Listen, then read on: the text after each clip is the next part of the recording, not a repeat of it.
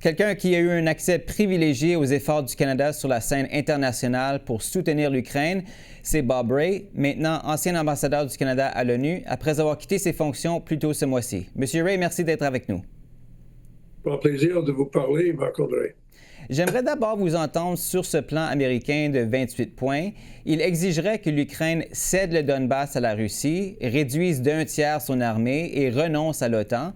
Le secrétaire Rubio n'a pas voulu préciser ce qui pourrait changer après ces discussions avec les Ukrainiens. Mais selon vous, à quel point sommes-nous loin d'un plan de paix qui serait acceptable à la fois pour l'Ukraine et la Russie?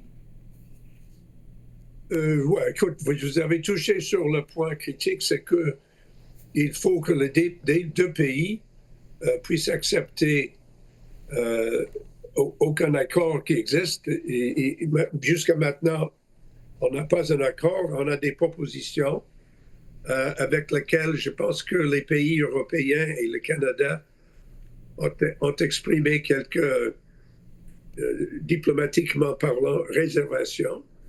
Et même chose avec l'Ukraine. M. Zelensky, le président, a été très clair que la proposition comme faite et comme présentée à lui par les Américains, que ça, ce serait très difficile pour lui de supporter. Et je crois que les discussions et les négociations continuent. Mais aussi, je crois que le président Trump a dit quelque chose d'important, c'est que le deadline qui a été proposé peut changer et que ce n'est pas le dernier mot. C'est pas, comme on dit en anglais, a take it or leave it. C'est quelque chose qui peut être discuté. Et ce sont tous des points très importants parce qu'il faut dire que il y a des aspects dans la présentation qui clairement causent énormément de problèmes, à la fois pour l'Ukraine, pour le Canada naturellement et pour les Européens aussi. Et je crois qu'il y a eu beaucoup d'analyses importantes de la part de beaucoup d'experts. Et alors il y aura un débat plus ouvert. Parce que pour nous, c'est la première fois qu'on a vu le document sortant de ces discussions. Les États-Unis et l'Ukraine ont d'ailleurs hier publié une déclaration conjointe à Genève. On y lit que tout accord devra respecter pleinement la souveraineté de l'Ukraine et mener à une paix durable et juste. Quelle est l'importance de cet engagement américain, cette idée de maintenir pleinement la souveraineté de l'Ukraine? Et est-ce que vous croyez qu'il sera respecté? Eh bien, la chose essentielle, c'est que maintenant, un peu, on doit voir exactement ça veut dire dans les détails. Qu'est-ce que ça veut dire?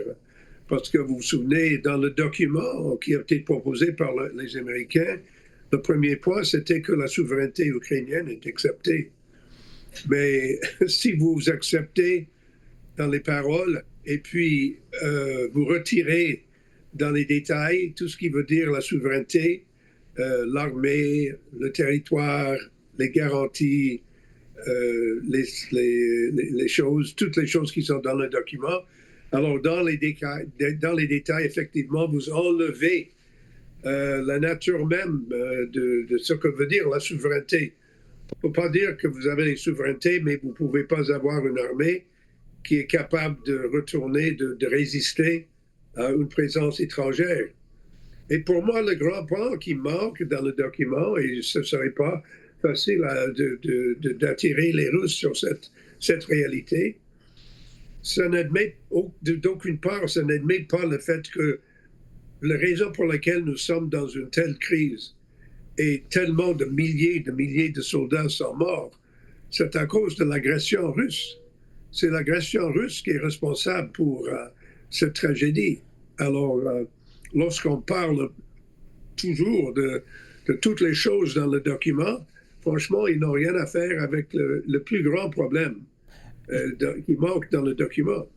Justement là-dessus, qu'est-ce qu'un plan de paix doit absolument contenir pour assurer une paix durable en Europe? Est-ce que vous croyez qu'un tel accord, c'est même possible? C'est pas pour moi de le dire. Je crois que ça, c'est l'autre chose qui est importante. C'est que d'avoir des négociations entre les Russes et les Américains sans les Ukrainiens, ne va jamais arriver à une situation, une solution possible. Et ça, c'est clair. Nous le savons très bien. On l'a vu. On l'a vu déjà. Alors, l'approche d'avoir une espèce d'accord privé entre je ne sais pas qui, M. Kushner, M. Dmitriev, on ne sait pas exactement qui était là, M. Witkov, qui sont les autres qui ont appuyé ce document. Ce n'est pas transparent. Ça n'a rien à faire avec la transparence. Mais il faut avoir des traités, comme on dit dans la fameuse déclaration de M. Wilson pendant la Première Guerre mondiale. Il faut avoir des accords qui sont ouverts avec des négociations qui sont ouvertes et transparentes. Et jusqu'à maintenant, ça n'existe pas. Et c'est dommage, parce que c'est essentiel d'essayer de retourner à ce principe tellement important. Vous avez terminé plus tôt ce mois-ci votre mandat de 5 ans comme ambassadeur du Canada à l'ONU.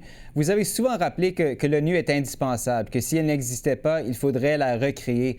Mais qu'est-ce qu'il faudrait faire, qu'est-ce qu'il faudrait changer pour qu'elle soit encore plus efficace dans la résolution des crises internationales? Et même, je dirais que l'ONU, dans sa réforme, doit être transparente aussi. Et c'est clair, le Canada a travaillé avec beaucoup d'autres pays.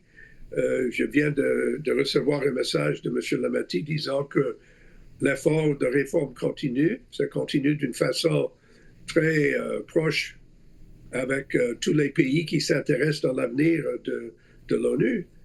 Et c'est clair que le doublement de mandat doit arrêter. On ne doit pas donner aux 3 ou 4 ou 5 agences à peu près les mêmes mandats. Et puis, c'est ça une recette pour le gaspillage. Et c'est quelque chose qu'il faut vraiment essayer de changer.